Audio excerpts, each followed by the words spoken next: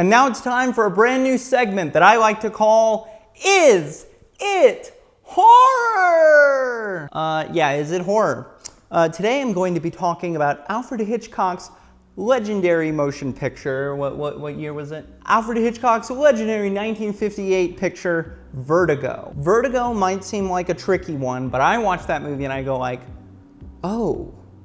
I think what it's got going for it is really trippy, psychosexual expressionism stuff going on. That, again, like, it is in all functionality a thriller in the classic Hitchcockian sense, but it's also got this hint of the supernatural, or the hope of the supernatural, the inkling of the supernatural, the theory of the supernatural. Jimmy Stewart perfectly cast against type, the perfect situation of great horrors, to get a very unassuming, innocent folk and to turn them into a pervert, a monster to a certain extent. I wouldn't go so far with our detective Scotty Ferguson, but I do think there's a lot to this that feels the same as in what he'd end up doing with Psycho. A lot of the same stuff of male imposition of sexual standard to women that you'll find in Rosemary's Baby. And in the stylistic way, it ekes into the giallo direction. I mean, Lucio Fulci